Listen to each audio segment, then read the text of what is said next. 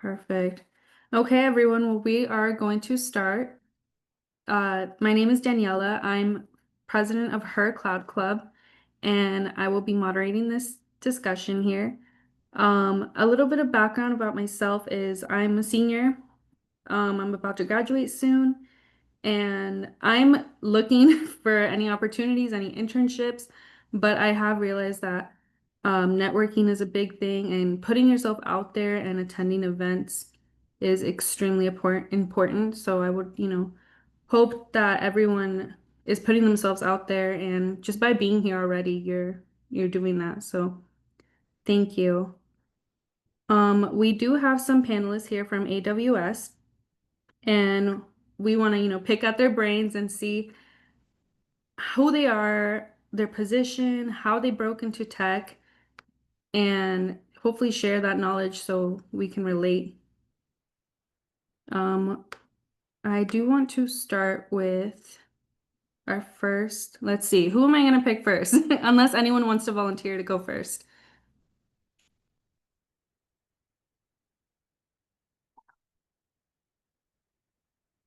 Let's see here.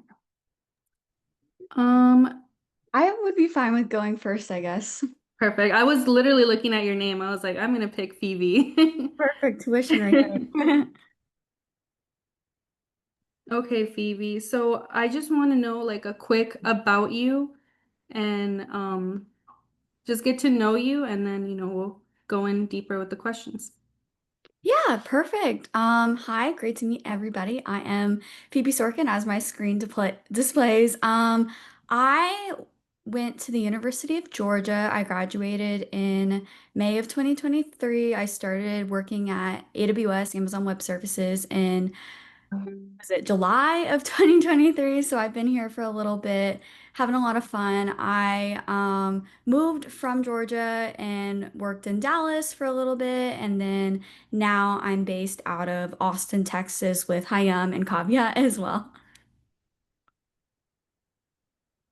Thank you for sharing that. Phoebe, so how did you break into your journey here? Yeah, I would say there's a lot of great resources that universities have, and for their students, I would say stuff like this, right? Panels where you get to talk live with people who do work at the companies are a great way to network, adding people on LinkedIn and that sort of thing. I would go to so many career fairs trying to, share my name, share my story. I used to have business cards with QR codes to my LinkedIn. I even like built like a little website, very standard 3 tier, just saying, hey, this is who I am, this is my credentials, this is what I specialize in, and just highlighting who you are and what you're looking for in the industry is so important because I feel like a lot of times when you're in college, you don't really know exactly the direction you want to go in. Maybe specifically, you do have a general understanding of, oh, like I am pursuing a computer science degree. I am interested in this area of tech, but what do I want to do with it? And I feel like those are the questions you really need to start asking yourself now because, as they say, if you love what you do, you never work a day in your life, right? So it's just so important to get on these panels, right? Go to your career fairs, start reaching out to recruiters on LinkedIn where you do see some job openings, some internship opportunities. I feel like when you intern, that is your foot in the door. That is how I got this job. Actually, I was an intern and then I did get that full-time offer as well. So that gives you a lot of visibility with people in the industry. So I feel like collectively, that's how I got this job. So thank you. I do want to ask about your internship experience because I do know a lot of us, we're trying to get that internship. We are, applying and applying, but there seems to be like a disconnect between our skills or our networking or something and getting that internship. Either, it's competitive. So if you could give any advice to students where we are in that position, what would you say to help us or give us leverage? Yeah, that's definitely a great question. So I have two words to summarize it and then I'll jump in. Just start building, right? So everybody needs to just get their foot in the door. Either if you have a GitHub repository, a website, something to actually show your skill set, right? Everybody is attending these core classes and developing these core skills, but you do also need to demonstrate that you know how to apply that and talk about some projects, talk about things where you've had that hands-on practice, talk about your failures and be vulnerable to that, and actually discuss how you grew from that, right? So I think that's like the most important thing because when you do get into these interviews, a lot of them are like three, four rounds. It's a lot. And you just have to be ready because they're going to ask you questions about who you are as a person, right? How you're going to work collaboratively with other people. Because at Amazon, at any company, I believe, it's always a team impact. It's never a solo endeavor. So that's something they're going to evaluate you on. Second, they're going to evaluate you on your technical skills. So are you able to pass the code exam, right? Are you able to show the projects you've built? Are you able to understand that maybe your project was something small, but are you able to actually show how it can scale when you do start working with more of these enterprise customers and people that need something bigger, right? And they're also going to determine how are you going to evolve under stress, right? Are you going to be able to address it, work towards persevering and overcoming it, or are you going to be in a situation where you're going to let it consume you? So they're looking for well-rounded individuals, and that's ultimately the first place, right? You can start getting your getting eyes on you and having the recruiter being like, wow, this is a great candidate. I really like them. And just overall, like, add them on LinkedIn, right? Send them a great thank you for taking that time out of your day. Time is the most valuable asset everybody has, right? So, thank you so much for taking time out of your day, for interviewing me. I really appreciate that time and dedication, having that relationship, leaving that good impression. It definitely does go a long way. And then with all the projects you've been working on, I would definitely say if you're working on a project in class, that's great, but I would say take that to the next step. What is that next step, right? How am I taking something I did in class that may or may not be something I was completely enjoying, but maybe I could take that and make it into something more advanced, something that better shows off my skill set. Are there different pieces that I think should be added? Just stuff like that, even like in this technical age, a lot of companies are rapidly adopting AI, right? So is there a way you can incorporate some kind of autonomous agent into the stack? Just a lot of questions you ask yourself, which will help you stand out more to recruiters and technical recruiters as well.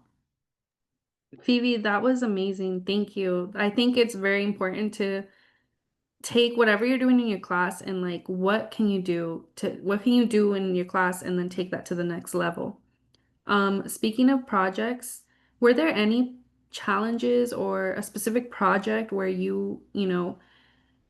were having, challenges or issues, and what were you able to apply when you did learn how to overcome that to your other projects? Yeah, that's definitely a great question. I think currently for me, one of the biggest hurdles can be when working with some of these enterprise customers, these enterprise companies, they do use a lot of third-party technology. And when I say third party, that just means it's not AWS.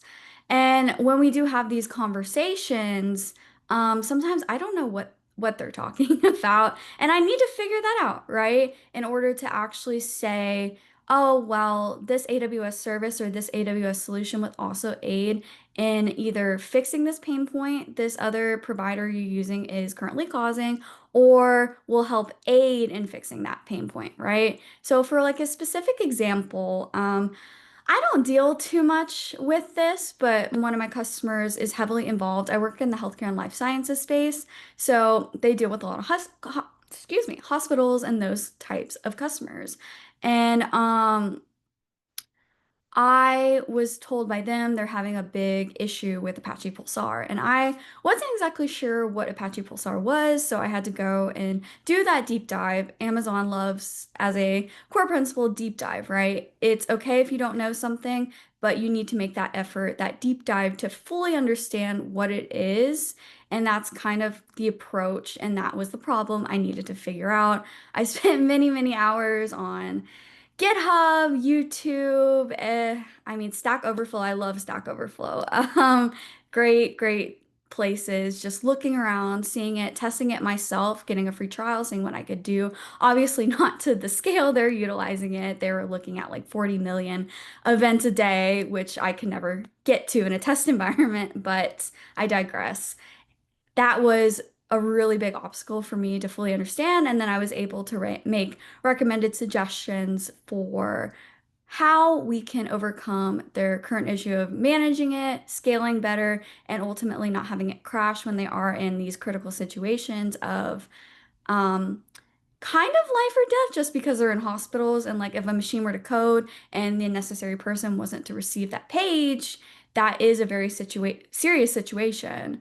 And they were currently dealing with issues of crashing for those messages. So I helped mitigate that with them, offer some suggestions with our Amazon services, EventBridge Scheduler, for example, great service for that in their specific use case. And a lot of that was just because I was able to start understanding something I had no clue about. And I feel like Hayam and Kavya could say the same thing. Third-party services that are not Amazon, sometimes a little more difficult to fully comprehend what's going on, and then taking that and making it applicable to how AWS can assist in those pain points and bottlenecks. So thank you. Thank you so much, Vivi. Yeah, like honestly, it kind of sounds like what you do could be life or death. Like, the solutions really do matter. We're gonna go on to Hayam. Um, I do want to know your position and how, your journey led you here. Yeah, my name is Hayam, and I joined AWS over 3 years ago as well. We actually graduated at the same time, me and Phoebe. I was just in Texas, so I was at UT Arlington. I got my comp sci degree from there, my undergrad, and then I joined in as a cloud support initially, and then I was able to switch over last year, moved from Dallas to Austin for the solutions architect role that I'm currently in. And my role is somewhat similar to exactly what Phoebe said, except I'm not really working with like a specific department of customers. I just kind of work with like mostly enterprise customers, and they're just like spread all over like different departments. Like a day before yesterday, I was working with somebody like it was like an airport company, or like it was like a school, or it could be a college, or it was like some kind of an airlines, I think American Airlines, I don't know, but something like that. So it's not really specific, but it's different companies. And I initially started, as I said, in support, and that was a little stressful because you know how we go to support, we're usually angry about something, so you kind of learn how to deal and not crack under pressure. And then when I switched over to the solution architect role, it was more about like, hey, let's build something, let's learn something about new services. So I guess less angry customers, but either way you learn from both of them. From one, you learn about like troubleshooting under pressure and how to fix things under pressure, and in this current role, it's more about like improving your soft skills with your customers and gaining trust and building those long-term relationships with your customers. So they both individually challenge me in their own ways, and I learned new things and still continue to learn new things, and just way of talking or like something technical, and just all of that stuff, to be honest. Thank you so much, Hayam. I do want to say that your journey, it sounds like you've overcome a lot. Being in cloud support, graduating from comp sci too, that's a lot. I do want to ask, you said you started in cloud support. Was there anything that helped you get to that point where, or how did you get into that point? Was it through an internship or Yeah, so one day I was just like we were all applying for internships and everything. I was in junior year for college, and I guess desperately we were all applying to a bunch of places, and finally like AWS reached out to me for a cloud support internship. I think this was like a couple of years ago, and then once it was a 3 month internship, and then I finished it, and then they like offered me a full time for like after I graduate. So once I graduated, I didn't even have to like worry about anything. I knew like this is something that's already lined up for me. So I was able to just join full time as a cloud support and then just go from there pretty much. that's awesome. If you could do it, well, if you were an intern today or, a college student like a lot of us are in the chat, would there be any certificates that you would be like, oh my God, you guys need to focus on this? Like if I could go back in time. I mean, I guess like I don't think there's anything that I want to change because I feel like I was already doing certifications like when I started my internship before that I didn't have anything, but during my internship I got like the cloud practitioner and the solutions architect associate. I'm not sure if you guys are aware, but these are just like the beginning tiers of like the AWS certifications. So, yeah, and then after I finished my internship, I decided to do a couple more certifications just so that when I'm going into my full-time role, I'm more well equipped and well prepared with the AWS services that I'll be working with. It was kind of like a revision because after my internship, obviously, I got back into college and I had to like revise my AWS knowledge and AWS service knowledge. So I did do some certs before I went into my full-time. So I would suggest that it's nice to do that because right now you in college like you'll have time to like do all of this studying. Once like right now I'm trying to study for a cert and I know how much like I'm struggling because obviously I have to also work my job and like also study. So I would say like get those certs like when you are in college. It's so you're so much more quicker to study and get it done than like being in like a full-time role and then trying to study and give those certs. So just go through like those associate certs that AWS has to offer. It pretty much is going to give you like a very good like knowledge about like AWS cloud services and how do they work and how you can get kicked off with like starting to want to build something on AWS. Like it'll give you the very basic knowledge to hold a conversation about like the cloud on AWS. Thank you so much for your advice. I think that's very important to start, while we're studying and in school, get those certs out of the way because, when you're in a full-time role, I can imagine you're, stressed, Yeah. no one wants to come home from work and oh my God, I have to study now. Yeah. Okay. And I do want to go to Tavia. Hi. Do you Hello. mind introducing yourself and a little bit about your journey and background? Sure. Hello, everyone. Nice to meet you all. I am Kavya Siddha, and I'm a solutions architect like Hayam and Phoebe at AWS. And I have done my graduation in University of Illinois, Chicago with a computer science degree. I was previously also doing my computer science degree in my bachelor's. And I think everything started when I got used to Java programming in my high school, and I loved the concept of computer science and solving things with programming and stuff. And that's where it all started. And in the journey, I also realized that I love cloud, and I kind of focused my things purposefully on few projects which are on cloud. And I was doing my internship, got applied it through LinkedIn, and it got converted into full time. That's amazing. And University of Illinois in Chicago. My cousins go there, so go Chicago. But I do want to ask you, what's something you know now about your field that you wish you knew when you were in college? Yeah, sure. So one thing about this role is that it's more of soft skills And in my degree back then, I was so focused on technical things and building projects and everything, but I was not really into any club or any of the activities which involve like public speaking and all. So I wish there's something I did back in my college which would eventually help me now here.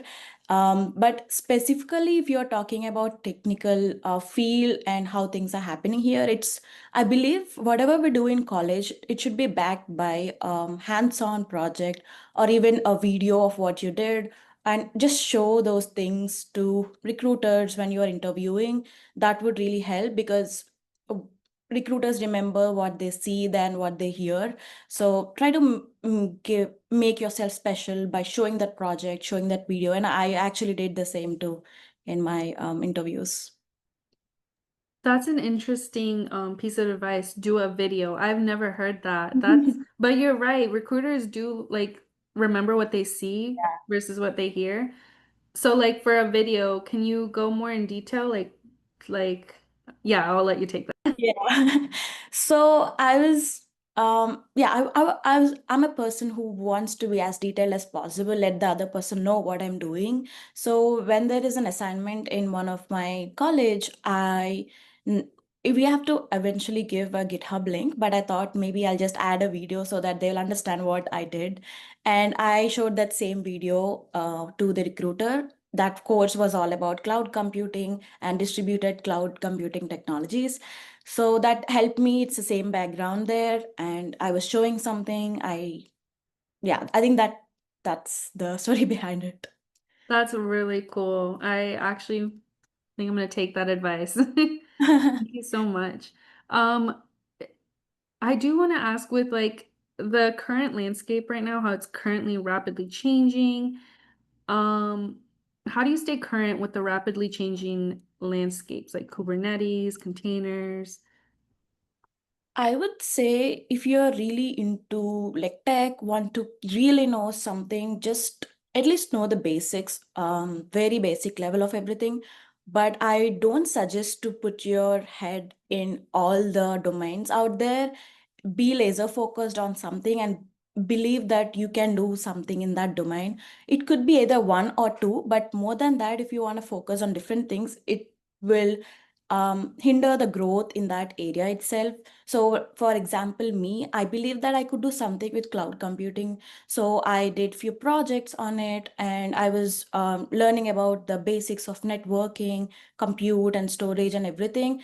I don't know exactly what role I'm going to land on, but I know that what high level domain I'm going to be into. It's IT and with computers and cloud. So, just that's my advice on that. I know there's a lot of things coming every day, AI, containers, whatever, data science, but pick one or two top two things you like and focus on that. Thank you. I do know that some of our participants, they're in that space where they're, in cloud, but they want to do data science and data analysis. So, I have been getting feedback like how do you mesh those two or so if anyone has any advice for Yeah, I can get started, and Hayam and Phoebe, if you have anything, we can add as well. So in our role, especially, there's a lot of option for you to choose which domain you want to specialize. For example, we all support cloud, AWS, but we can choose to support some specific domain like data analysis or AI or containers and so on. So pick some services, especially since we're talking about cloud, which you are really interested in. For example, maybe you can pick databases like relational databases, NoSQL databases, and learn more about it. So in that way, you can merge your interest in cloud as well as a specific domain. If you're really interested in industry, like Phoebe was mentioning, like healthcare or maybe fashion apparel or something like that, maybe do some side project with that industry and with that technical domain, combining both of them. thank you so much. Okay, so now I do want to open up the next round of questions for any three to answer unless there's any more Amazon panelists here. Is it just you three?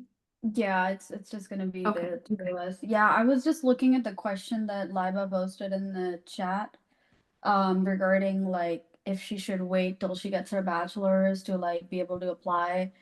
I would say like just apply. Like you're not losing anything getting a rejection or an acceptance. Like just apply. And you can look at like obviously don't apply to a role that says we need 10 years of experience. Like make logical decisions, but there's different types of roles that AWS offers. Like it's not just technical roles. We like work directly with a sales team. So if you're not a lot about tech, but you are more about like just being the person who like holds the team together, we have like account managers and they mostly talk about like the sales aspect of it. So those are also the kind of people that AWS is we need and like we hire. So like you don't have to be like a technical expert. And at the end of the day, like everybody understands that you guys are early in your career and you're not gonna know everything. And at AWS, I felt like I got this where we were always given the opportunity and time to learn and get to that position where we can be thorough in our role. Like you're not just going to be put out to the wolves and you just need to learn stuff and you just need to know stuff. No, they're going to put you through a training phase. So even if you feel like, oh, I'm applying to this job but I don't really need all 10 of their requirements that are listed down, it's fine. Even if you qualify for like 50% of those requirements, apply, because the rest of the 50% will be taught to you at AWS. And the way that what how you can improve yourself is by, as I said, doing those certifications, getting those hands-on knowledge. I know there's a lot of like platforms, I think like Udemy and stuff, that also provide you like sandboxes that let you get into the AWS environment and like actually build stuff in those sandbox environments for AWS.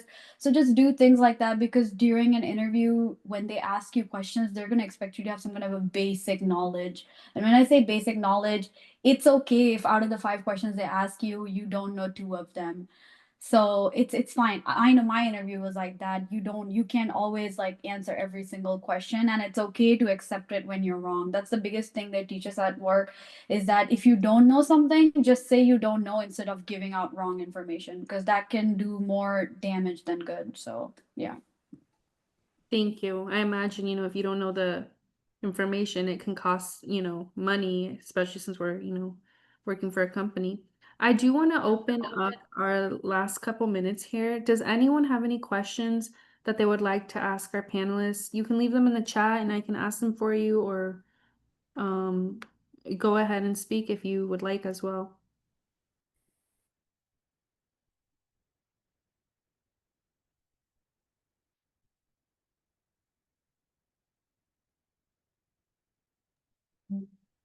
I have a Um, question. yeah, go Um, ahead.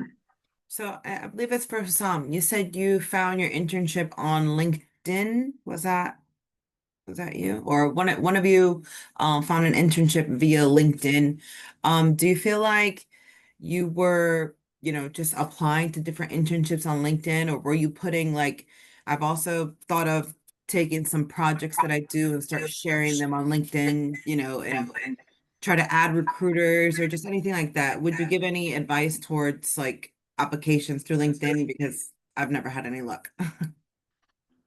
So me personally, I never applied through LinkedIn jobs. Oh, I don't know how they work. I don't know how accurate.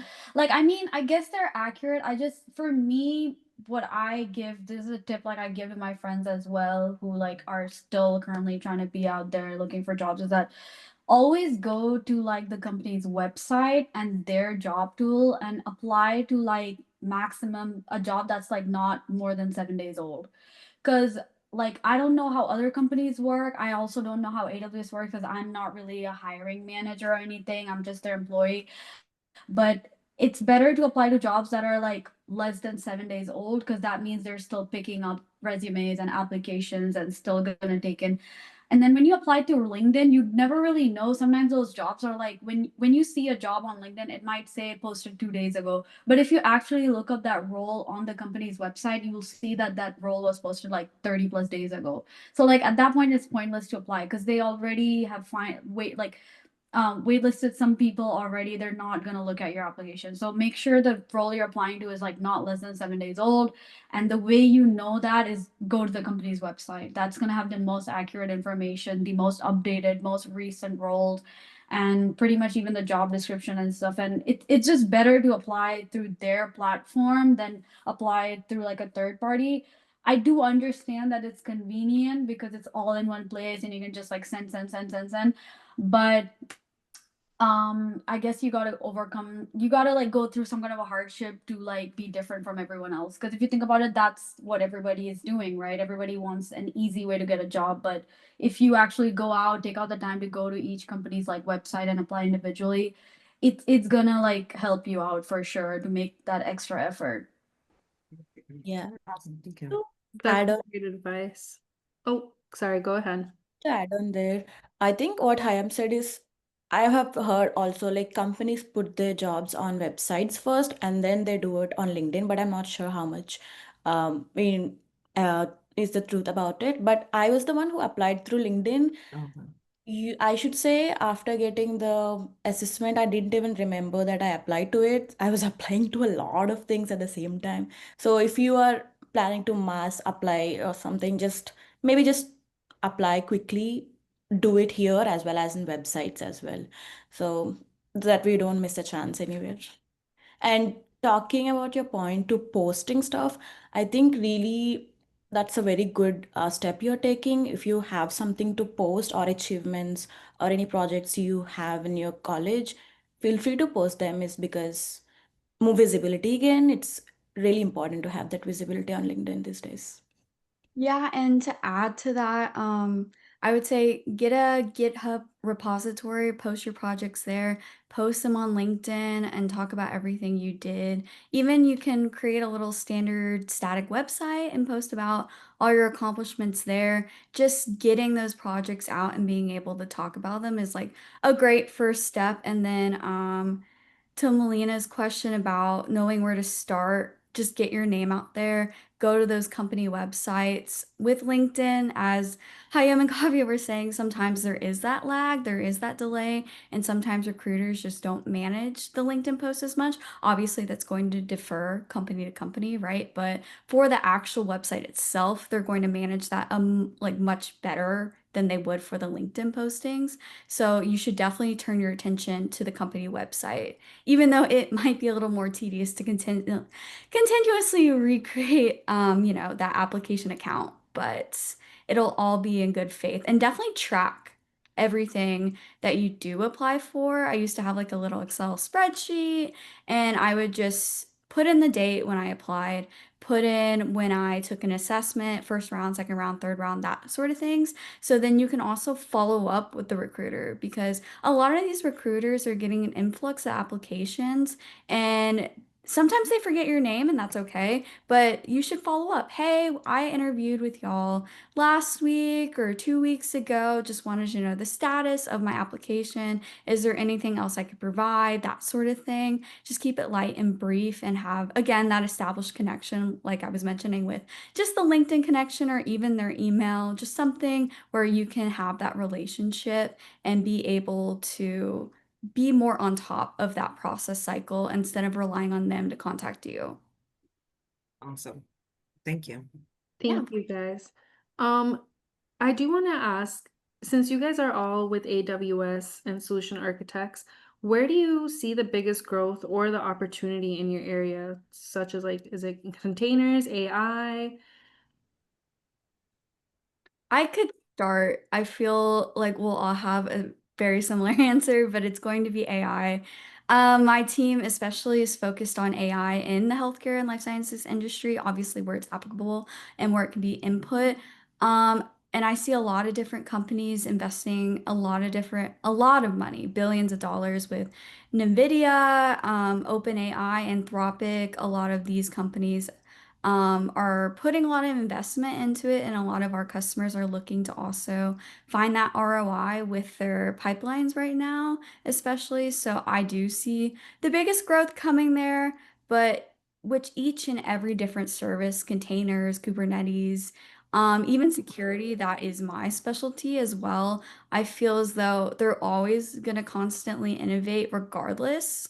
If you can find a good tech podcast, it's always great to just listen and see a little commentary from people in the industry that have 20 years of experience and can really tell you some stories from the dot-com bubble to what they think about the trends now. That's just something that I think you should definitely get involved in. But AI, for sure, get your knowledge in that space.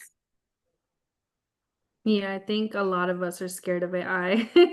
But like in a maybe they're coming to take our jobs way, but I mean I would say with AI, it can never replace our jobs. I think if you think about the basic software development lifecycle, right? When you categorize it into sprints and like projects and that sort of thing, I'm a part of like an AI DLC initiative. So essentially, it's just kind of a way for you to speed up testing from dev to prod in a way. So that's something that a lot of companies are looking at right now. And this is something to where you should think about where AI can't really take our jobs. It needs assistance in understanding maybe more the mundane tasks and that sort of thing. It's more of a tool that should be utilized in conjunction and being able to innovate more, right? So our core principle is learn and be curious, and this is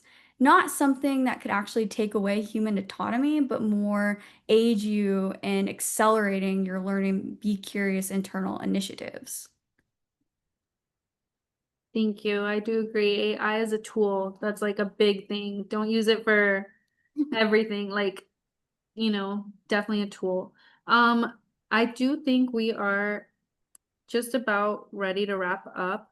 I want to ask if there's any more questions that you want to ask, if there's anyone here that, wants to ask a quick question before we wrap it up. I But have a if quick not, one. yeah, go ahead. So for any of you, whenever you're on your journey, to be where you are today, what was your biggest obstacle, or what was it that you saw yourself facing a lot through interviews and through just being where you are today, and how did you overcome those? I can go with that. The biggest obstacle was still trying to have motivation while getting a lot of rejection. And I feel like, um, I mean, in my professional life, not, no. Uh, but basically, like a lot of companies, like out of the 10 roles you apply in, 9 of them might reject you, and like one of them might actually reach out to you, and still having the motivation to keep going. I feel like that's something that not only like I face as like a student applying to internships, but also I saw like my friends facing it. And I think that for me was the biggest obstacle. And the way you overcome is that have you guys seen that picture where like you keep digging and then you finally see the diamond there? So it's kind of like that where you keep applying, you don't know what's gonna hit, you don't know what's gonna click, you don't know what's gonna match with your resume, and it's gonna pick up your resume and you're gonna get an assessment call. Like trust me when I say this, I feel like I applied to over like 200 internships, and that's when I heard back from like 3 of them. And this was like 2 years ago. I don't know how competitive it's gotten now. I don't know if it's gotten easier or harder, but it's a journey, and having to like go through that, it's a whole journey. It's a lot of work. It's a lot of like keeping yourself collected and having the motivation to wake up every day and keep doing it. So I would say like just don't stop. Like don't give up, because you know like what your worth is. Some company is gonna like you, some company is gonna think that you're deserving and you're worthy of their role, and you're gonna get it. So don't lose hope in yourself. Like I know it might sound cliche, like self-love is important, like guys.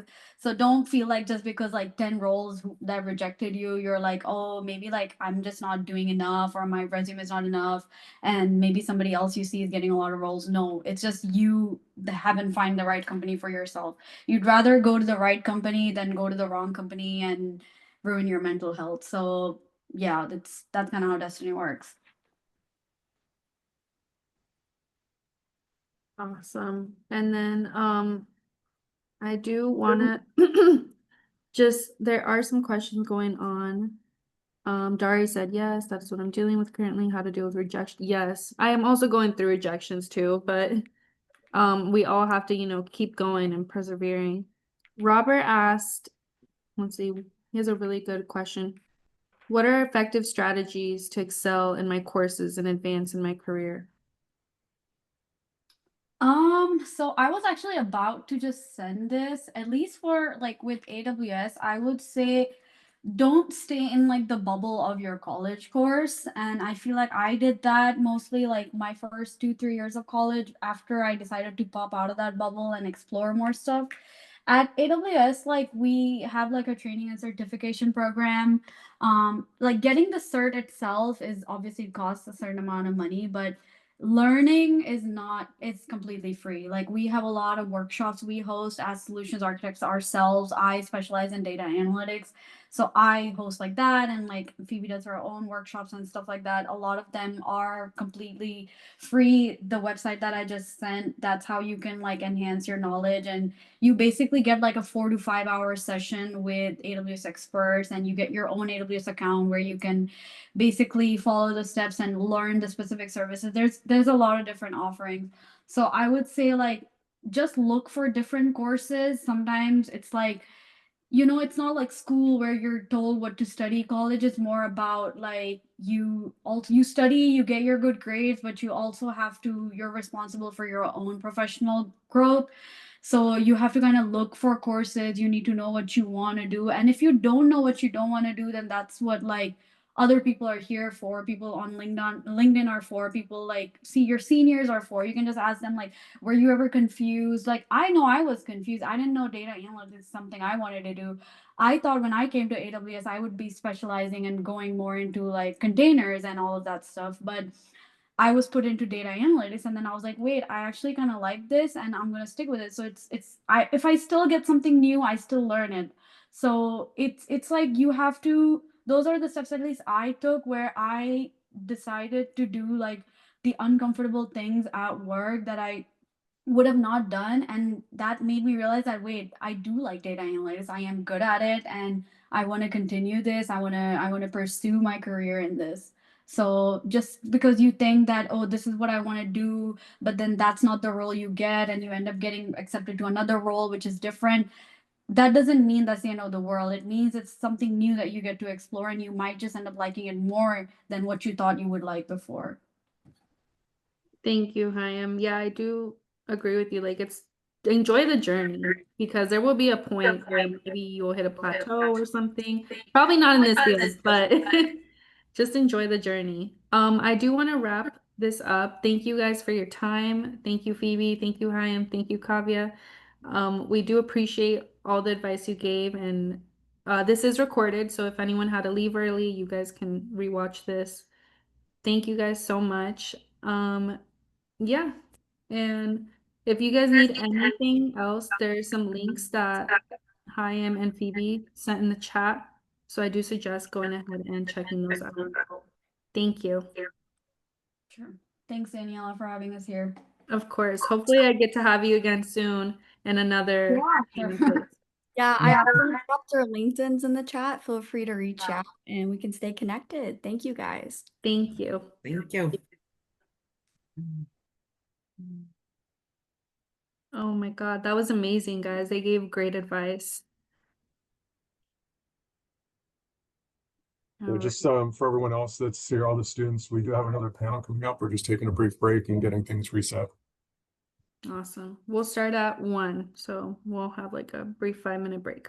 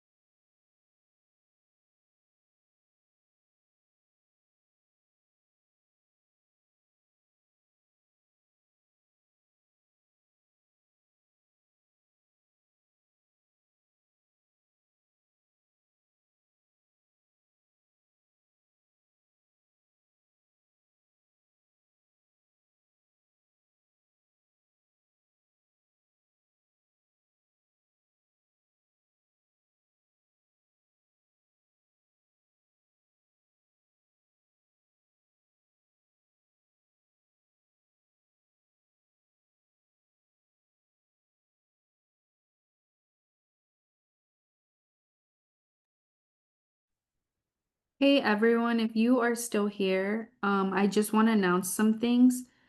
On behalf of Her Cloud Student Organization, I would like to announce the launching of the official website for Her Cloud. I will be putting the link down there. You guys can go on there and join Her Cloud. We don't exclude anyone, so just don't let the her part keep you from joining. But I do recommend you guys check it out. It'd mean a lot. And then I'm going to share my screen during this break so you guys can see what we're up to. Give me one moment.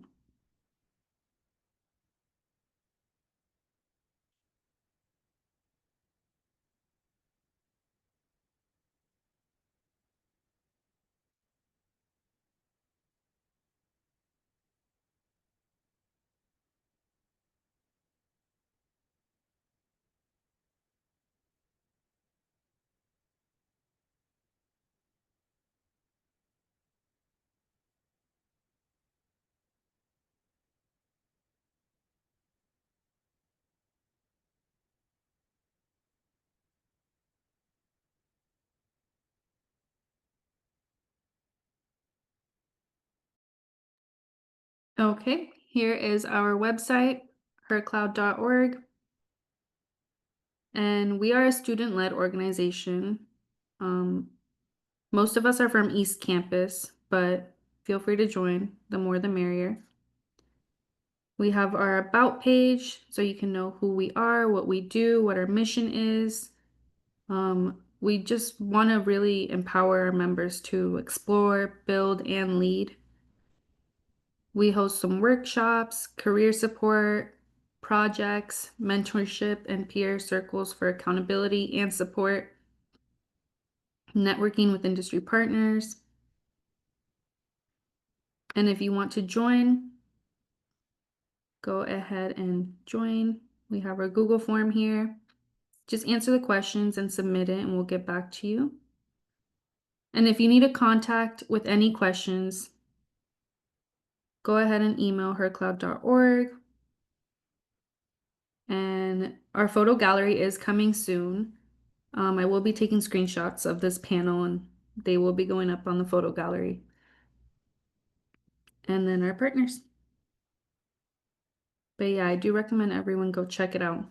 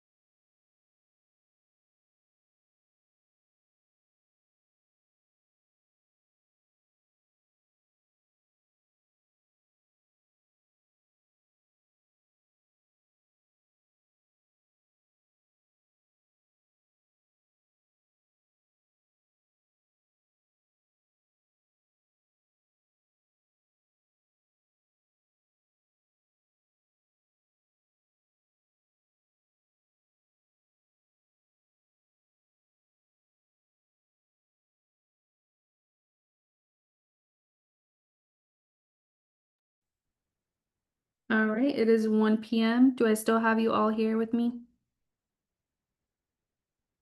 Yes, ma'am. Perfect. Okay, And I just wanted to let you guys know that I did share our website information for Her Cloud in the chat. Go ahead and check that out. It is hosted on GitHub, where any member of Her Cloud may contribute by using Git commands to update and add to the website. It is an amazing opportunity to learn how to use GitHub. That's how I learned. This project taught me a lot. I do want to give a huge, huge shout out to Dari the dev, for taking lead with this project. She shared so much of her knowledge and advice and guidance. So thank you so much, Dari. Like it's members like you to that help and contribute and share the knowledge as well that really makes all of this just so much fun. So thank you. I do also want to let you guys know that Her Cloud is launching its YouTube channel. I will share that link in the chat. We're going to be posting our stream meetings and our future events, such as this one, on our YouTube. So go ahead and follow and subscribe. And then there's going to be more major announcements to come in the future. So please follow the channel to learn more about what Her Cloud is developing and working on. But please be sure to join Her Cloud at our website. And then I do want to let you guys know about the prize giveaways. We're offering 2 O'Reilly ebooks as giveaways. We're gonna try to figure out if we can squeeze some time in for a possible trivia questions, and that's how we'll give away the prizes. And yeah, I have a couple announcements too, if you're done, Daniel. So speaking of prizes, we also have a wireless mouse pad. So by virtue of you registering for this, you'll be entered in the drawing for that. And then we're not sure about this one. We think a lot of people like it, but it's essentially, it's 16 million colors LED. I don't know if there's actually 16 million colors. I feel like they're overstating that one by quite a bit, but it's a remote Bluetooth and all that. So just like a floor lamp for your apartment or whatever. awesome. Thank you so much. I really do hope that we all get these prizes, but only one can win. Okay. Let's see here. We have Shayna, Dennis, Lucas, Luna, Lillian. Luna, are you part of the IBM panelists? No, I Oh, okay. am a student. Perfect. Just wanted to check. Okay, so we'll start off with Miss Shayna. If you could just tell us how you started your career at IBM and a brief introduction. Absolutely. Can you hear me all right? Yes, we can hear you. Awesome. First of all, thank you so much for having me and my team join this panelist discussion. We love giving back to schools, and it's just a pleasure to be here. And your cause is wonderful. I love the Her Cloud, and it's a lot of work to put into a website. So congratulations on your recent launch. What a great thing. My name is Shayna Long. My career journey is a little bit different than the one shared on the AWS panel before. I've been with IBM for a little under 3 years. I am the account technology leader for state of Florida. I serve the public and education sectors for our clients. My journey is a little bit different because I am a first year college student. I don't know if we have any students on the call, but I was a first year college student for my family. So my journey is just a little bit different. I didn't get my foot in the door through an internship. Even though internships are great, they're very competitive though sometimes, as you guys I'm sure have experienced. I heard some sharing their motivation, has to be revived sometimes after these internship interview processes. They get very rigorous at times. So, but I want to go back to something that was really important is the networking. Every single job, other than the first one I ever applied for, was done through networking. I started like my college job was at the private airport. Then I went into, I almost shifted jobs because it was so hard just to break into that tech field. So I actually applied to start doing nursing at one point because it was such a struggle. And then out of nowhere, that networking paid off, and I was given a job to be the webmaster at a local marketing firm, right? You got to start somewhere, and networking is just so critical. And then at that job, I got into connection with another person who ended up becoming the manager of a help desk at the state agencies. And then because they saw how hard I worked and how dedicated I was to my job, and the quality of work that I output and how flexible I was to learn new things, all of those are things that every single student on this call can and does do. I was picked up to kind of transform the help desk at the state. I was only in that role for a year because I got picked up by other roles, right? So that kind of kicked off and started my journey with state government, where I was a state of Florida employee for 11 years. And I was able to take on and really own my teams and transform my teams together to become enterprise applications teams and not just a little tiny web shop for our teams, which then grew to enterprise applications manager roles at other state agencies before I took this role at IBM, where a previous colleague had also started working at IBM and reached out and said, I think you'd be really great at this role.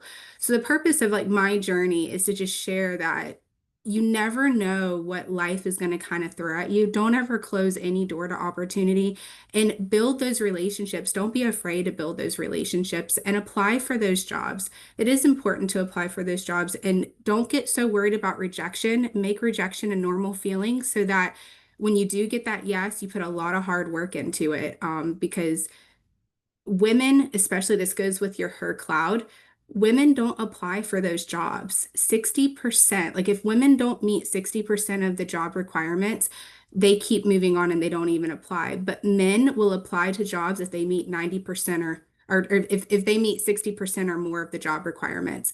So if you feel like you have an opportunity at a job or an internship, go ahead and apply. The least you're going to get out of it is experience in the interview process or how to better your resume. That's a little bit of my background. Thank you, Shayna. I think that is so important. Please, everyone, listen to the statistics. Like, even if you feel like you're not all the way qualified for the job, if you just feel like you have to take it, you have to take the shot, because if not, there will be someone else that will, and they might have less, on their resume, and they might get it. So please. I also really like that you are a first generation student. A lot of us, I know that a lot of us in her cloud, we are first generation. It also feels like I'm looking in a mirror, because I think within the past 3 months, I was like, should I just do nursing school? Because it has been so hard. Um, but thank you for sharing your background and your journey. We will move on to Dennis. If you can also share your journey and your background. Sure. Thanks. Hi, everyone. It's great to be here with you all today. Um, so my background, gosh, let's see. I went to school and majored in business administration and government international affairs, and I ended up at a tech company. So life has some really interesting journeys. My initial intention was I was going to go to law school. So I've had those questions as well, Daniela. But rest assured, I'm very excited and pleased with the path that I took in life. And so I went to Augustana University in Sioux Falls, South Dakota, and started as a contractor with IBM just before I graduated. And I worked in it was the IBM call center for technical support on the front end. And so starting as a contractor, I really focused on doing the very best that I could do within the role that I was asked to do. And then as I performed well, I asked to take on more responsibilities. What was the next thing that I wanted to learn? And that led to me being the supervisor of that team in about a year. And quickly within a year and a half, IBM asked me to come aboard as a manager and transition a number of missions in technical support to our Atlanta and Dallas centers, which ended up me moving to Dallas, loved working with that team, and I forayed throughout my career into a number of different areas, from business development to operations management. I was a senior leader in our on an international assignment in Glasgow, Scotland, which was exciting for our Europe, Middle East, and Africa mission for a couple of years. And then again, operations in New York. I've had the pleasure of being able to move all over the world, all with IBM. So I'm a little unique for what many people do in their careers. I've been with IBM my entire career. And currently, I lead our coding challenges and the Call for Code mission, which is tech for good. So I think I have one of the funnest jobs in IBM. So we get to work with students, with clients, with partners, with startups, to really, how do you make learning technology fun by applying it to things like tech for good, or how do I make my work easier leveraging technology? So that's really what my team does. And I have a team from all over the world. And it's such a pleasure to work with them. And I've also led our academic initiative for North America. So I've worked with students for a large part of my career, and students are probably one of the most exciting part of my role. And so I think, my journey really has been one of curiosity, and really working to understand what the goals and outcomes that my leadership is asking for us, and at the same time also being thinking about that next step ahead. What do I want to do? How do we want to take our mission and continue to push the envelope and progress it, and make it fun while we're doing it? Thank you so much, Dennis. That is awesome how you went into business admin, but then you ended up at a tech company and you've been there your whole career. I admire that. Thank you for Indeed. sharing. I will move on to our next IBM panelist, Lucas. If you can also share how you started your career and how you broke into tech. Yeah, absolutely. So, hey everyone, happy to be here. Similar start to Dennis here, where I was contemplating law school when I was in university. I was a double major in philosophy and political science at the University of Miami, and I had no idea what I was going to do for a career. I grew up in the San Francisco Bay Area, so technology was always around me. It was starting to get integrated into my high school when I was there. I was seeing the big Silicon Valley bubbles come into play. And so going into my senior year of college, I just sprayed the board.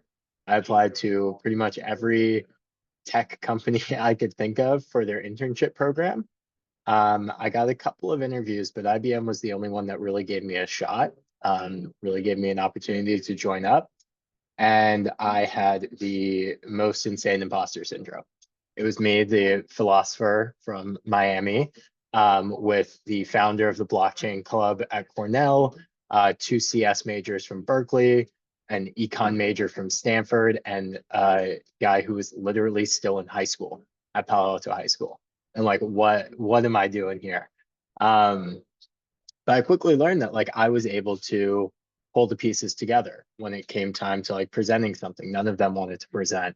When it came time to like asking even follow-up questions from the people who gave us projects, they were a little hesitant. They didn't want to seem like they didn't know all of the answers. I didn't know any of the answers, so I was happy to ask the questions. So I think it was just this knack to bring people together to figure out what we were actually doing that led me to being one of the only two interns that got and offered to join IBM full time that summer from that team. I had the pleasure of working with Dennis in my first role at IBM, working on global coding challenges. And then for the last, geez, time flies, 4 years, I have been working on our IBM Z technology, which is like core business machines, like the backbone of financial transactions. Really, anytime you're swiping credit cards, there are IBM Z mainframes in the background. Really, really important, impactful technology. And I have the pleasure of working with students in universities to open the doors to this technology and provide a route into roles in this field with IBM and with our clients, because the mainframe industry needs people, and people don't know about the mainframe industry. So a bit of a journey here, but it's really been predicated on bringing people together, answering questions, and opening doors. Thank you so much for sharing, Lucas. I love your story, the U Miami philosophy major, and you said you were one of two interns that ended up getting that full-time offer, and you had that background in philosophy. I think there is a huge takeaway here. Ask those questions, be curious. You don't want to just stay silent and learn later. Just ask those questions. I'm sure that helped you stand out a lot. So thank you for sharing. I want to move on to Lillian. If you could also share how you started your career from college to where you are now and a little bit of your background. Okay, great. Thank you so much. And thanks for having me here. So my name's Lillian Lei. I'm in the San Francisco Bay Area. I'm currently the IBM Corporate Social Responsibility Manager for academia. So I work with university leaders, staff, to advocate the IBM Skills Build, which is a free learning platform on AI, cybersecurity, data science, and cloud. And I connected with Professor Leong through Shana. So my career journey, I also, like Dennis, my whole career has been in IBM. I started, before that, I was born in China, Guangzhou, which is a southern city of China. I moved to San Francisco when I was 16. My family migrated to San Francisco. I went to high school in San Francisco, and then I went to San Francisco State University. When I started, I wanted to be pre-med. The Asian family wanting their children to be doctors or lawyers. That is really true. So pre-med, and then that was one of the reasons was that I was really afraid of physics and math. But then when I was in college, I realized that I can actually do physics and math, and I like the labs and doing things with my hands and making things works. So I changed my major in my second year to be in computer science after a lot of soul searching, and then it was really tough. Programming was not in my DNA. I actually did not really like the computer, but I survived, and I was really proud that I graduated with a computer science degree in software engineering.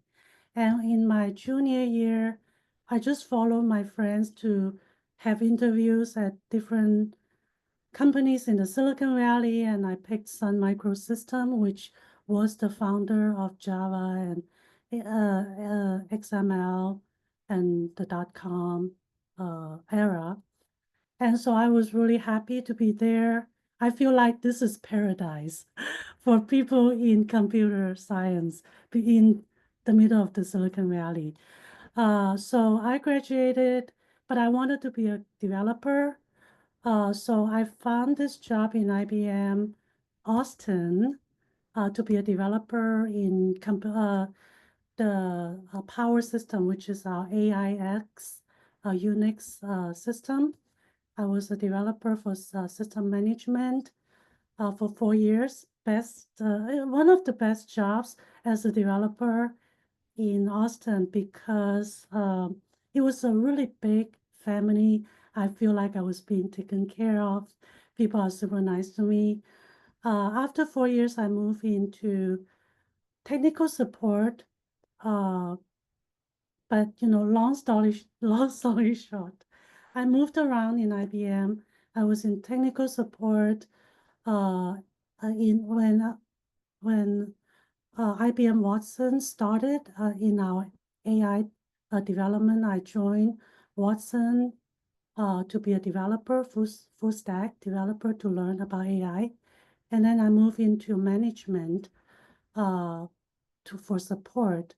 And then, well, one of my best jobs is I also managed the early career professionals coming into IBM sales in San Francisco. I do hiring interviews. So I have really a lot of connection with university students. And then it bring me up to right now, working with universities on our free AI learning platform.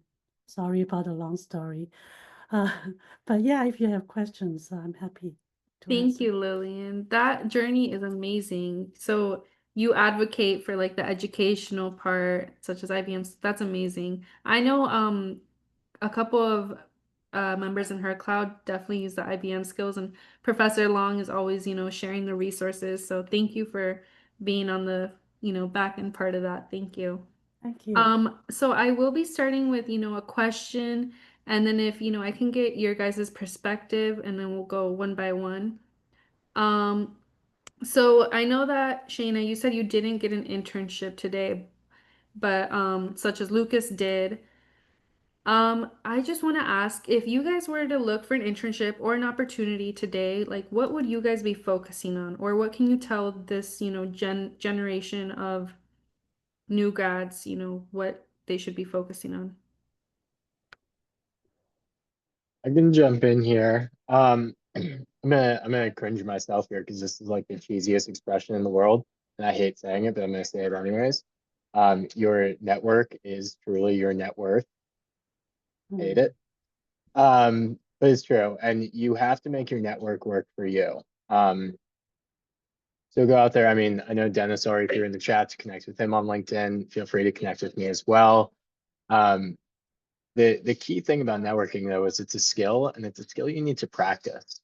I have spoken with so many students that I can tell, like, they're talking to me, I can tell they're just waiting until they can ask me for a referral or ask me for a job or ask me something like that I can give to them. The key thing that you want to try to get to is you want it to be like my idea to offer you the referral. You want to try to get to the point where whatever professional you're speaking to is so impressed with what you've done, so impressed with your professionalism that they're like, I need you on my team. I need you in my organization. So I'd say really practice those networking skills and don't just assume that any conversation you have with a professional is going to lead to a job. Sometimes it can be your second or third chat where I'm finally like, hey, there's this position I just heard of, I think you'd be great for. So don't network with the purpose of getting a job, but truly network with the purpose of building those connections, and the opportunities will come down the line. Thank you, Lucas. That's, as you said, as cheesy as it's gonna be, it's true. The network is part of your net worth. So, Shayna, do Well, you have any insight? Oh, Lillian, yeah, go ahead. yeah, so, well, in addition to what Lucas and the other panelists said earlier, I would say to get yourself stand out, show your leadership skills. In universities, find opportunities to drive some initiatives, like what you're doing, right, Daniela? Organize a panel discussion, have a website, organize students to drive the we we want everyone in the team to be leaders, and then it may be scary, like what can I do as a lead, how do I lead anyone, right? But it's part of it is, the teamwork as well, building that kind of skills, certification, industry experience, uh, exposure is important. Skillsbuild have AI experimental learning lab that students learn together and build uh, projects together as a team. Highly recommended. But yeah, go ahead, Shayna. Sorry to cut you off. Oh no, you're absolutely fine, Lillian. I would say from a different perspective of someone, I was a hiring manager when I worked for state of Florida. And from that perspective, I have hired students that had no experience, but they put on their resume, they structured things a different way. You're not going to have that work experience, right? You might have a job, which you should put on there that you do have a job if you have one, but take all the experiences that you're gaining in your school projects, right? Or team projects, or if you join a hackathon club on campus, or create a hackathon club on campus. If there's not one, be a leader in your campus. The clubs have to start somewhere, right? Just like the Her Cloud Club had to start from someone having an idea. Show leadership, put all of your experiences in a different, do a project-based resume template to show what was your role in a project or what leadership did you apply, and structure it in that way so that, and then your representation. I just want to hit up on one more thing. If you go to a job fair, I've hosted job fairs. I've been at job fairs from when I was at the state, when I was employed for state of Florida. When someone walked into a room wearing a suit or a nice, work attire outfit, I knew that they were seriously looking for a job. If you walked in with sweatshirts, you weren't serious. You were just there probably for freebies, is the way that an employer is looking at you. So represent yourself the way that you want an employer to represent yourself. Show up ready to have that on-spot interview. That's my Thank you, feedback. Shayna. That's amazing. I have been to a couple, career fairs myself, and I didn't want to stand out too much, but also I didn't want to wear sweats or anything. So I was like trying to find that perfect middle. But I think, next time I'm just gonna go for it, and because I am serious, So great advice. Thank you. And also I do want to ask you guys, um, what do you guys like in your project, in your day-to-day life, what's something that is like extremely rewarding to you, or a project that has been really rewarding to you? Even if it was hard, when you finished it, like what is that? Oh my God, I did it for you in your career. I'm happy to jump in on this one. There are two things really stand out to me when I look back at my career thus far. And I would say, Call for Code, that Tech for Good, and how we brought an ecosystem together to be able to create a program that is just, I think, phenomenal, and has garnered a great deal of recognition from all of not only the organizations supporting it, but all of the participants who have participated in it. So Call for Code started about 8 years ago. David Clark Cause owns the brand. IBM is the founding partner, but we have worked with just countless organizations, celebrities, across the board.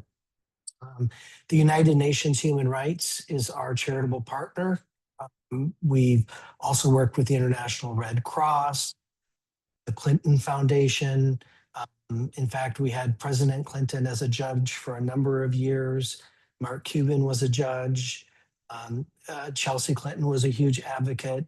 A lot of celebrities are on this as well, but it really comes around. We can't solve these problems on our own, whether as an individual or even as an IBM company. There are such intractable problems like the environment, like sustainable cities, that we can't solve on our own. How do we bring together people from diverse backgrounds, to bring people together to ideate on those ideas, and then give them the empowerment to be able to create solutions that may be small to begin with, but have really big ideas that can expand and grow. And so this was really only going to be a 3 to 5 year journey. And we're now just finishing up our 8th year of Call for Code, which is very exciting and rewarding to be a part of. So I'm also looking forward to being able to announce our winner in early December for 2025. Some great prizes, but people participate in those things for a number of reasons, either personal passions, the learning opportunity that comes with it, the networking opportunity to be able to network, to build teams from diverse backgrounds, all that stuff has been exciting. And the second point that is very memorable to me is because of this experience, we got a knock on our door about 3 years ago to say, hey, you all have done hackathons a lot. Why don't you just do a small hackathon for the entire IBM company internally to help us progress on our journey of learning AI across the board and applying the technology to use cases for IBM. So that small hackathon ended up being the largest, I believe, is the largest hackathon in the world. Year one was 160,000 people. In the last 2 years have been 170,000 IBMers coming together to learn about the latest implementations of AI and how we put that technology to use to solve problems in our daily jobs, problems for our clients and partners. And it's just been, that was probably the most painful experience, given we were asked to do this on very short notice. But talk about networking. I mean, IBM is a very large company, just like AWS and Amazon are as well, um, and some great partnerships there. But basically, we had to very quickly collaborate and build relationships across the company just to organize and put on an event. So getting every business unit lined up, the communications across all of IBM, the platform, and all of that. So it was an incredible learning experience, and it just keeps getting better every year. Thank you, Dennis. That's amazing. 8 years going and all this collaborative work. I think this ties into what Lillian also said about like leadership is important to, host these events and put these on and follow it through. So thank you for that insight. I do have some questions from someone that wants to know, is it better to be a generalist when you're first starting out in your early career or a specialist? I have maybe a bad answer for that question, but I'm going to give it anyways. Um, Follow whatever is of interest to you. And I think that's what will prove successful down the line. So if you are someone that really loves to dive into a rabbit hole, dive down the rabbit hole and opportunities will come that way. I mean, with technology, the deeper you go, you're only going to keep finding new questions and new problems and new opportunities to learn and grow. But if you're the kind of person who I kind of think of myself as this kind of person, my friends make fun of me because I pick up a new hobby like every 3 weeks. If you're the kind of person that likes to jump from lily pad to lily pad and pick up a little bit of information about a lot of different things, I mean, that can also create a lot of success for you as well. You just kind of have to figure out your way of learning. And so long as you keep on learning, so long as you keep on growing, opportunities are going to keep on coming. Yeah, I do agree with that. I just uh, I just got a new title of the Renaissance Woman. I was like, wow, I worked my whole life to earn this title because I was moving around and uh, I may not, know a little bit of everything, and I can speak to a lot of different things, but I may not be going really deep into a certain topic. So at IBM, we have some destination called distinguished engineers and fellows. They've been in the company for a long time, and they have really deep knowledge about a certain topic, cloud, cybersecurity, AI, right? So it really also depend on, at a certain moment in your life, how many what choices you have, and what you're gonna dive into, and uh, it's really hard to like, you know, yes, you always want to have a goal, but it's hard to draw up the different steps in your life and plan plan to get there. So I feel like I'm just wandering around and picking different things and then uh, accumulating a lot of knowledge through my journey. So it's gonna be really exciting for you too. Thank you so much, Lillian and Lucas. And um, that was great insight. I have a personal question. So I have noticed that when I'm applying to jobs or when I'm trying to look for an opportunity, a lot of positions are asking for like senior level or I want 10 years experience or if you are entry level or early career, what is some advice that you could, give to people like me that are trying to just, find something, but it's getting discouraging, seeing like, oh, you must have 5 years under your belt, you know?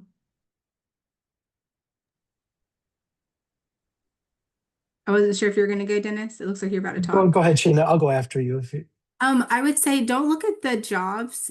Apply a filter. Start with entry level jobs. If you're entry level, you don't want to waste your time or a recruiter's time trying to go through your stuff because it's probably not going to get anywhere if they're looking for a minimum of 10 years experience. If you don't have it, search for other entry level jobs. And you can also go if you're looking for some experience, a really great place to go to offer experience or to gain it on your own is to go and volunteer at organizations that would otherwise not be able to afford your services, right? I've volunteered at local animal shelters and given website management skills because they don't have people, and I'll help train them so they can turn around and start managing it themselves. That's something that they're never going to be able to afford, but I was able to get experience through volunteer opportunities like that. So one, it's kind of like a two-step.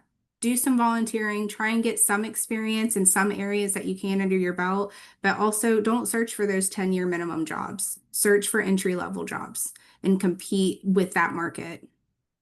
Dennis?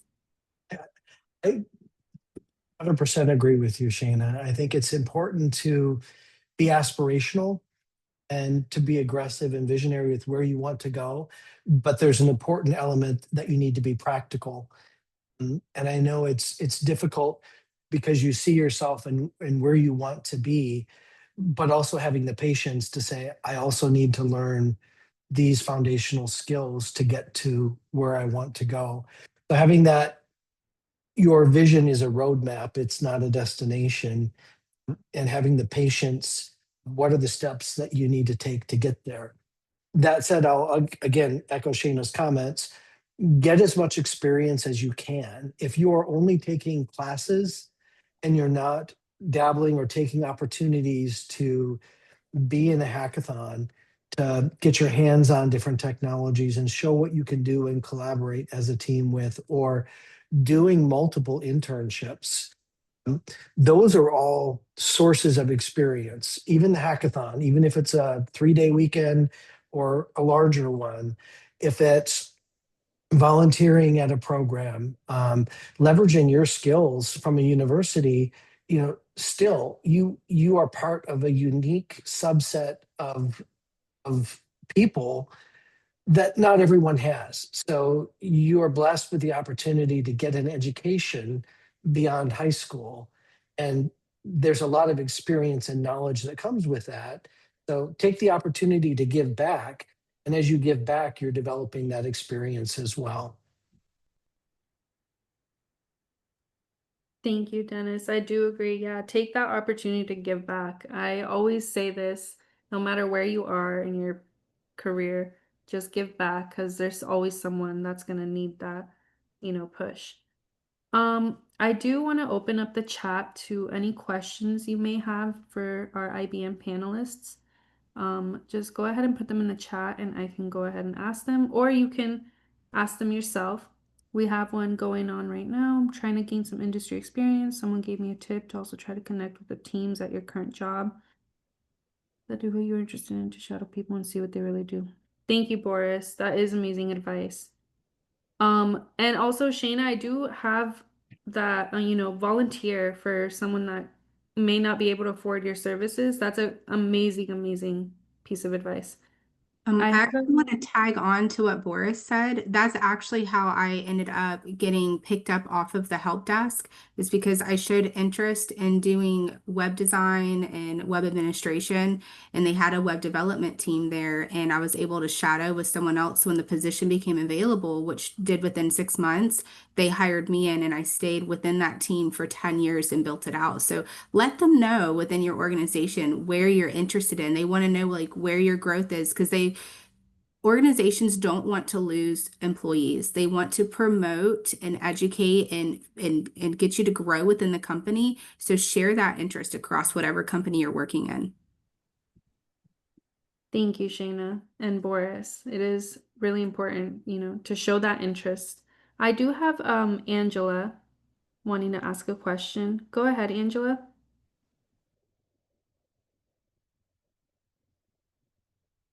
Hi, my name is Angela. Nice to meet you, everybody, and thank you so much for your time today. I actually have two questions. First one's kind of specific towards my circumstances. I'm actually one of a non-traditional student. I'm a pharmacist who, with like 6 years of experience, and after working in the field, I went back to get my second bachelor's, which is actually my fourth degree. I'll be graduating in December with the degree in cloud computing. What are some of the career advices can you give to a non-traditional students like me who are transitioning from a different field, going into the IT tech field to get ready for the job market? That's crazy. That's so impressive. Congratulations on your upcoming fourth degree. Um, Thank you. I would say, I'd say don't discount your experience in any way, shape, or form. Even if it's not directly related to the roles you're applying for. I tell students all the time that one of the most undervalued skills in getting you a job, but then in kind of working on the job as well, is storytelling. And it sounds like you have an amazing story to be told. So when you're looking at roles out there as you kind of approach graduation and you find things that you're interested in, try to figure out how you can tell the story of Angela in a way that lines up with the person they are looking for in hiring from those roles that you're seeing. Thank you so much. Um, I think part of it, somebody gave me this advice. Like I have a doctorate because I am a pharmacist. I have a doctor of pharmacy. Is if I'm applying for like entry level positions, would that be something that I should leave out, or is it okay if I just put that on my resume? Definitely include it. As Lucas said, you're starting from an experience. You're not starting from scratch. And I think, depending on where your passions lie, how do you leverage that experience, that doctorate degree in the field of cloud, right? There's a pretty big industry where technology plays a role, from pharmaceuticals to healthcare to even to government policy making in that space. I would just encourage you, if that's something you're still excited about and enjoy, how do you pivot with that experience into the technology side and the cloud side of that business? You become a very, very desirable skill set in that environment, because you can design with the end user in mind or the stakeholders in mind. And that should command a premium, in my opinion, if you align yourself to leverage your broad experience even in a new endeavor. Yeah, that's actually what got me interested in it. Because when I was working in healthcare, we use what's called the EHR systems, the electronic health records, and one of them that's like Epic, the other one's Cerner, and it wasn't very user friendly. For example, like if I'm on the call with like an emergency, like medication order, and I need to look at a lab real quick before I approve an order, the interface weren't as user friendly. That's one of the reasons what got me interested into going into tech field, to see if I can actually improve upon that platform. Yeah. So thank you so much for that advice.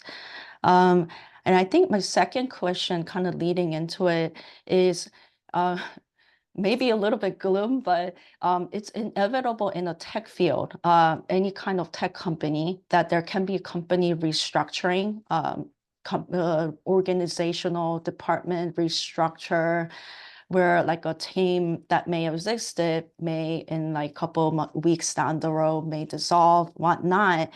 And through like years down the road, are there anything that as like an employee that we can prepare ourselves for any type of future layoffs or company restructuring?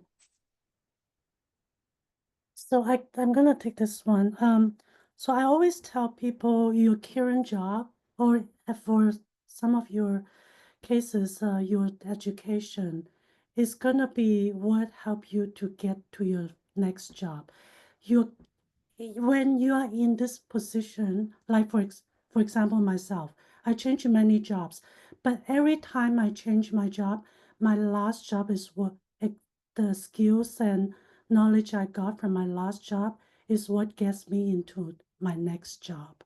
So regardless of what is happening in the company or in the economy in the world, you are the value there. So you, wherever you are, gain the experience, gain the expertise, build your own, right? Story, like Lucas said, and then that will help you to find the next job. Maybe your next job is you're gonna be a CEO of your own company, right? So you accumulate these different expertise from all of these different jobs and your educational background. And then the people are, someone told me if you are smart, people will need you. uh, when I was like depressed, because I go through lots of ups and downs in the tech industry as well, right? So you are what people need because of the skills that you have. And the economy always need smart people in it. Thank Um, you, Angela, and thank you, Lillian. Oh, sorry. Go ahead, Angela. no, Oh, no, I um, was just gonna say thank you so much. I do want to piggyback off of that. Lillian, you said your skills are very, it's your education and your skills that land you from, Mhm. from one job to another. Yeah. Um, when, in the early careers, and Lucas, this might go towards you. When you're talking to recruiters and you're trying to land a role with the current skills you have, Lucas said that the recruiter wants that like click of I want you on my team. Mhm. So what does that look like? What can a recruiter look at from someone that's early career and be like, you know what, I want you? Is it their GitHub, their personal websites, what projects? Like what is going to make a recruiter be like, I need that person on their team? Yeah, so that's a great question. So we mentioned the various certificates, right, that are offered by industries, whether it's AWS or IBM. I mean, believe it or not, IBM also hire people that has skills in Google Cloud and AWS, right? So that's one certificate. Number two, industry experience in that, the call for code that Dennis mentioned, or the skills build has this lab experience labs that you work on actually a projects that are hosted by industry, right? That's number two. So let me give you an example. A student in UK, Cardiff University, he created a team in the university to do AI driving vehicles. And he used IBM technology, the Granite large language model, to form this racing car team. Uh, so he was invited to IBM Tech Exchange in Orlando to present his uh, his project, his team project. And he was in one of the keynote speaker events, sitting next to this guy, this other guy, and they were just starting talking. And then this guy said, "Oh, you don't have a job? I can hire you.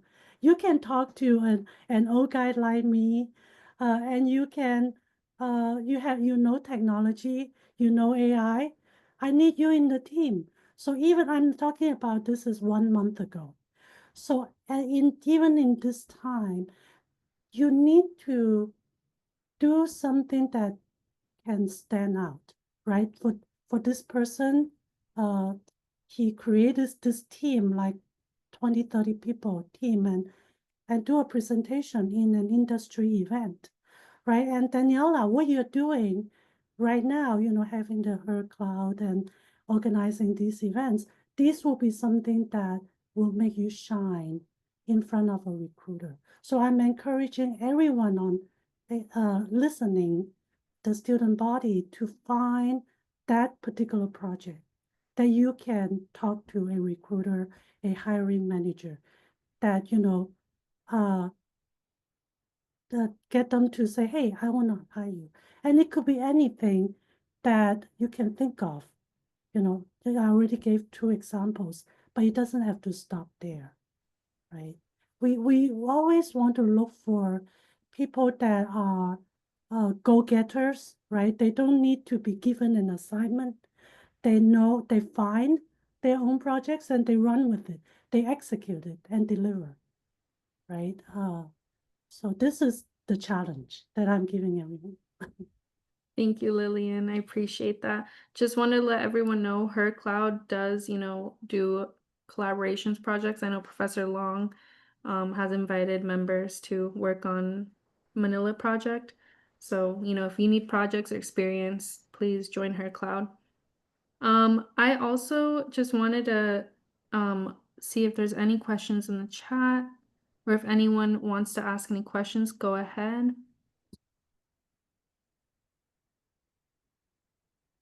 Let's see.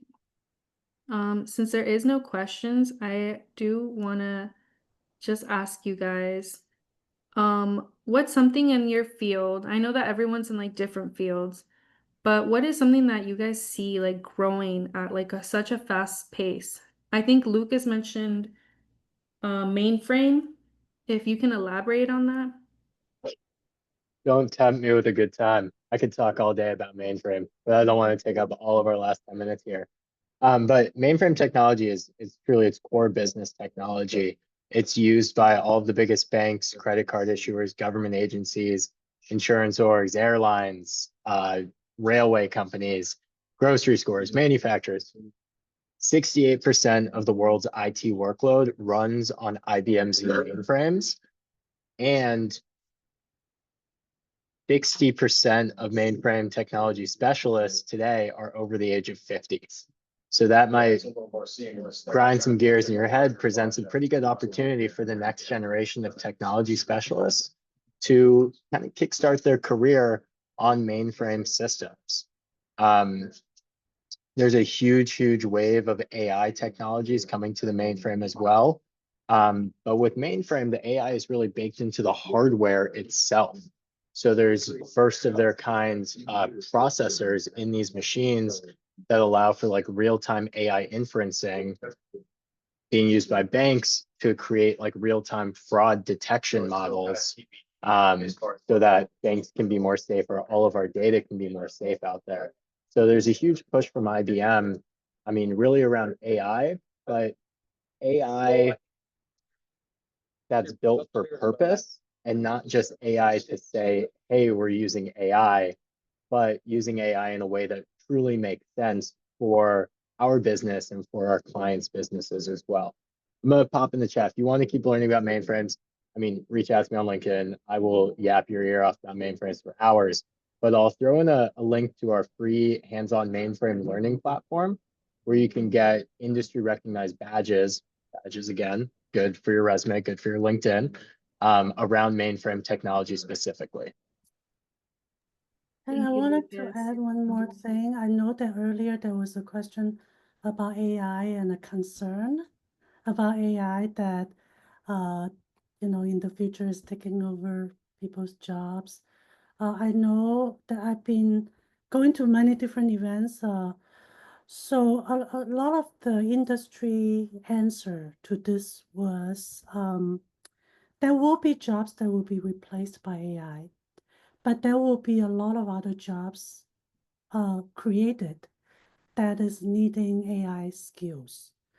So I would say, be part of the journey, right?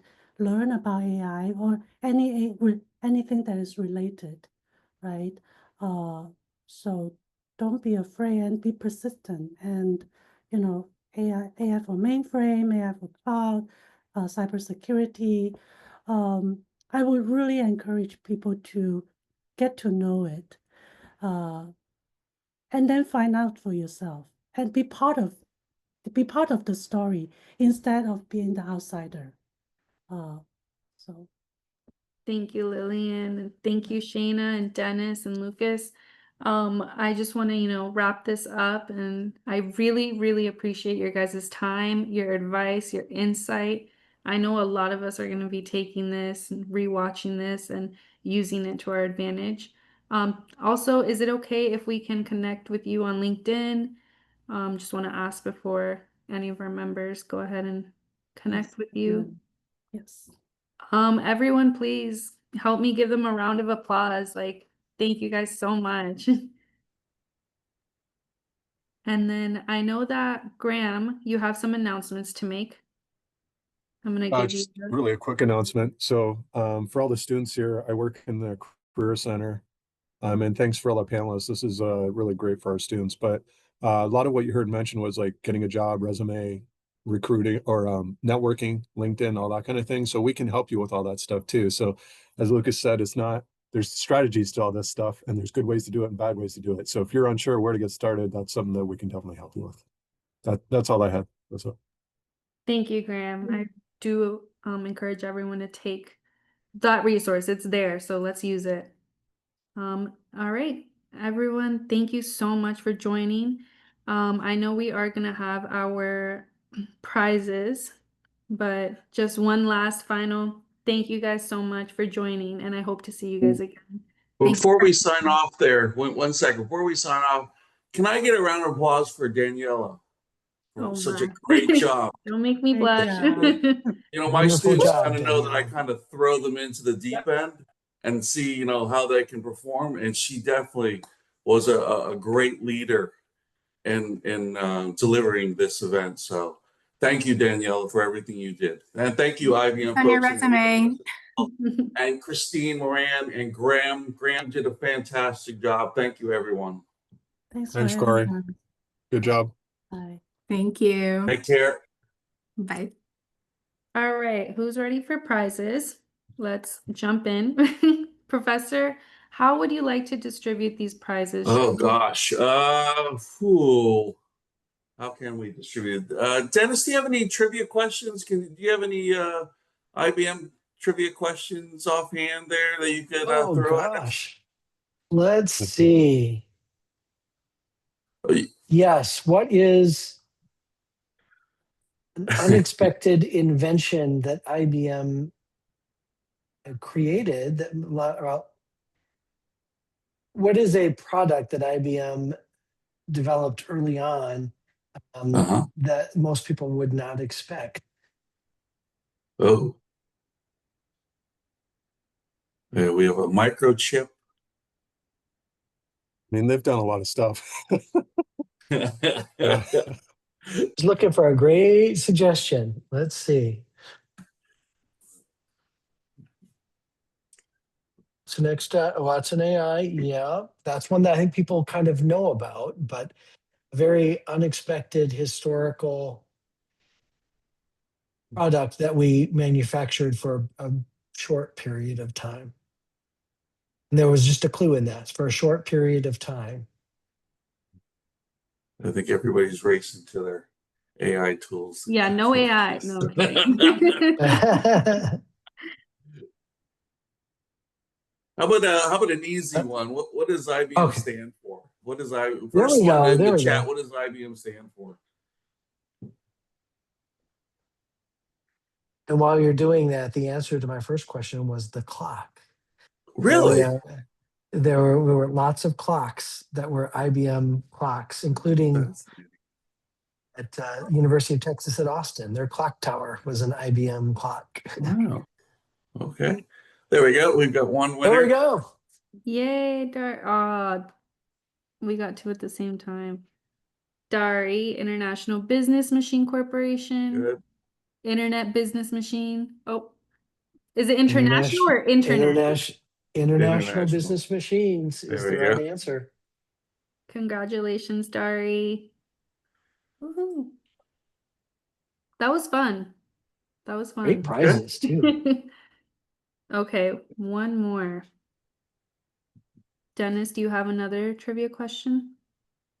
Oh gosh, let's see. Yes. When is it's out there, but when is Global International Human Rights Day recognized? The United Nations. September. No. All right, let me go to my ChatGPT real quick. Here's a hint. It will also be the same day we announce our 2025 Call for Code winners. December 1st. Close, you're getting really warm. December 10th. Luna said December 10th. Okay. We got December Luna. 10th, it is. Yes, it is. Congratulations, Luna. Congratulations, Luna. Yay. All right. And then is it okay if for one of the prizes, I just go through this chat and anyone who participated, I'm going to just pick one. Sure. All right. And close my eyes. Ruth Demua. Ruth, are you still here? Yeah, I'm still here. Oh, perfect. All right. Thank you for participating in the chat. I will be reaching out to you. Okay. Is there any more prizes that we have? Yeah, but we're gonna do this afterwards. So just be checking your emails. So any students still around, check your emails. We'll be doing the drawing probably tomorrow. And then we'll be emailing you. And if we don't hear back from you within 24 hours, we move on to the next one. So keep an eye on your emails. Whatever you registered with for this, that's the email to use. Awesome. Okay. Daniela, I was gonna ask, I mentioned in the chat, I tried to look up her cloud and I wasn't sure if I got the link. So can you confirm for me?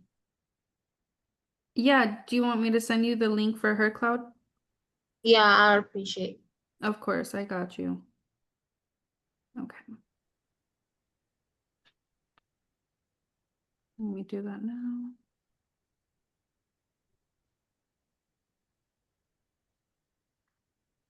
Okay.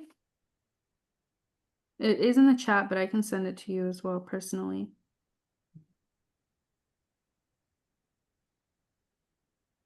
Okay, if there's nothing else, thanks so much, everyone, for participating.